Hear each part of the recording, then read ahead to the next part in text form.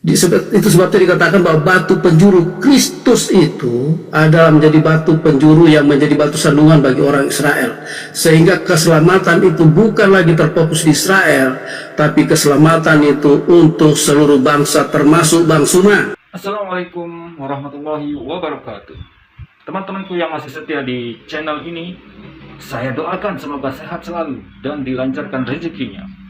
Kali ini kita bakal nonton dan reaksiin debat antara Islam dan Kristen yang dimana diwakili oleh setiap debater handalnya. Tapi dalam perdebatan ini biasanya kayak gini tuh panas. Tapi santai aja, kita bakal bahas dengan asik dan gak pakai emosi. Jangan lupa, kita di sini bukan buat cari menang-menangan, tapi buat cari ilmu. Oke, langsung saja kita mulai. Anda kan pendeta, ada nggak dalil dosa waris? Tak ada. Yang dikutuk itu ular. Dikutuknya gini, ular, karena kau melakukan dosa, maka kamu mulai hari ini berjalan dengan perutmu. Kalau betul Yesus datang menebus dosa ular, maka sejak hari itu kemudian ular sekarang ini tidak lagi jalan dengan perut, tapi ular berjalan dengan kaki. Bapak pernah melihat ular kobra, ular apa itu? Ular kobra. Hah? Jalan dengan kakinya. Itu bombong, Pak, itu bukan ular. Lihat. Yesus kalau datang menebus dosa, maka dosa yang ditebus Yesus ya dosa ular. Ular bebas sekarang. Karena kenapa? Yesus sudah mengambil alih kutuknya. Ini ajaran apa ini, Pak? Yang kayak gini-gini, Pak? Ajaran dari mana Anda dapatkan itu, Pak? Sedangkan kitabnya orang Yahudi, Pak, ya, Pak Pendeta, dikatakan dalam kitab mereka, contoh 2 Tawarik 7:14, dan umatku yang atasnya namaku disebut merendahkan diri, berdoa dan mencari wajahku lalu berbalik dari jalannya yang jahat, maka aku akan mendengar dari surga dan aku akan mengampuni dosa mereka dari surga. Ngapain dia turun ke bumi, Pak? Bunuh diri untuk dosa-dosa setan? Ngapain?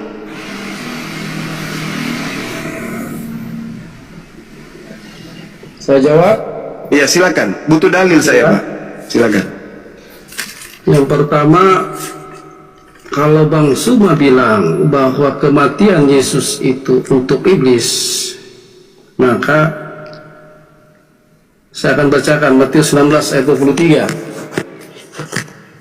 Ya, Matius 16 ayat yang ke-23. Matius 16 ayat yang ke-23. Di sana disebutkan begini.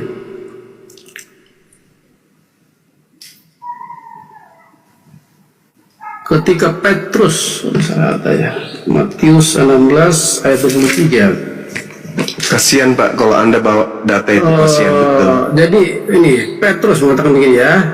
Satu Petrus menarik Yesus ke samping dan menegur dia, katanya, Tuhan, kiranya Allah menjauhkan hal itu, artinya menjauhkan kematian, ya. Kali-kali tidak akan menimpakan engkau. Yesus langsung menegur Petrus begini.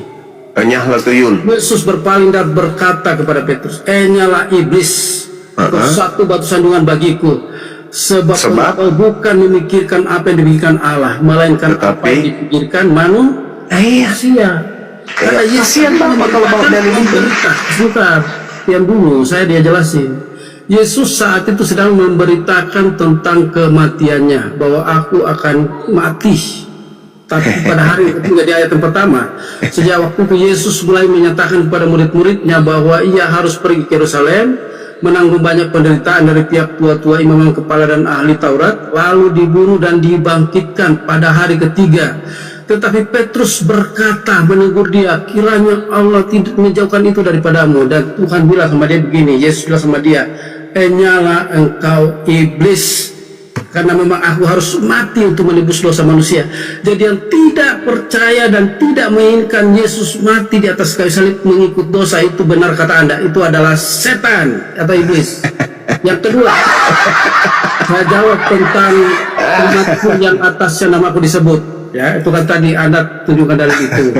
Apa arti ayat itu? Arti ayat itu adalah deklarasi ketika Bait Salomo itu selesai dibangun, dan Tuhan berkata, di bait inilah di bait suci yang dibangun inilah aku akan turun, tapi syaratnya umatku yang atasnya namaku disebut jadi umatku yang atasnya namaku disebut, itu intinya merendahkan diri, itu poinnya juga yang kedua. Maka aku akan, tadi Bang Suma baca itu, menjawab doa mereka. Tapi apakah itu digenapi? Itu tidak digenapi sama sekali. Buktinya apa? Bait Salomo itu dihancurkan, tidak ada lagi karena orang Yahudi tidak taat. Sekian kali bait dibangun, roboh lagi. Bahkan terakhir Yesus datang ke dunia ini, dia menubuatkan. Dan sampai hari ini orang Yahudi tidak punya tempat ibadah. Karena apa? Mereka tidak percaya, mereka tidak merendahkan diri. Kalau seandainya Bang Suma bilang ayat itu digenapi, Tuhan turun dengan dalil ayat itu, susah kita Pak. Kita jadi jongosnya orang Israel. Tapi itu sudah dibuang keluar dari Israel. Itu sebabnya dikatakan bahwa batu penjuru Kristus itu adalah menjadi batu penjuru yang menjadi batu sandungan bagi orang Israel. Sehingga keselamatan itu bukan lagi terfokus di Israel, tapi keselamatan itu untuk seluruh bangsa termasuk Bang Suma. Gimana nih teman-teman? Seru kan? Sampai di sini udah mulai panas nih debatnya. Tapi kita tetap chill saja. Ingat, ilmu itu buat dipelajari, bukan buat pamer. Boleh saya tanggapi karangan saudara yang pertama? Silakan. Yesus berpaling dan berkata kepada Petrus, "Enyalah iblis, engkau satu batu sandungan bagiku, sebab engkau bukan memikirkan apa yang dipikirkan oleh Allah." Yang dipikirkan oleh Allah, baca Amsal 21 nomor 18. Baca Mazmur 91, baca Mazmur 38. Itu yang dipikirkan oleh Allah. Baca Amsal 11, itu yang dipikirkan oleh Allah. Ketika kemudian ada orang benar yang ingin dihakimi, ingin dieksekusi mati oleh orang fasik, maka Allah datang menyelamatkan kemudian orang benar ini dan menggantikannya dengan orang fasik. Itu yang dipikirkan oleh Allah. Malaikatku akan datang kepada anakku untuk menantang dia di tangannya agar kaki anakku itu tidak terantuk kepada batu. Itu yang dipikirkan oleh Allah. Yang dipikirkan oleh manusia, ini Yesus kalau dia datang mati dibunuh sama orang Yahudi dan Romawi. Itu pikiran manusia. Tapi pikiran Allah tidak. Orang fasik akan digunakan untuk menggantikan sebagai tebusan orang yang benar, dan pengkhianat sebagai ganti orang yang jujur. Itu siapa yang pengkhianat? Yudas. Yang jujur siapa? Yesus. Dia dipakai sebagai tebusan bagi Yesus. Itu pikiran Tuhan, Pak Pendeta. Yang Anda pikirkan itu sama seperti Petrus, menganggap bahwa yang mati itu Yesus, padahal kagak. Tuhan tidak membiarkan anak yang dicintainya dieksekusi oleh orang-orang kafir. Jadi berjuta orang Yahudi, orang Romawi bekerja sama untuk membunuh Yesus. Tuhan tidak izinkan, Pak. Percaya sama saya. Tidak diizinkan. Untuk apa Yesus mati? Untuk nebus dosa waris. Mana dosa warisnya? Dan dosa waris itu cuma kibulan aja. Kalau Anda mengatakan bait suci tak ada lagi, betul. Kenapa? Karena kerajaan yang diberikan kepada Yesus telah diberikan kepada bangsa lain, Pak. Lukas 1 nomor 33. Dan Yesus akan menjadi raja atas kaum keturunan Yakub sampai selama-lamanya, dan kerajaannya tidak akan berkesudahan. Dia hanya raja selama-lamanya untuk Bani Yakub.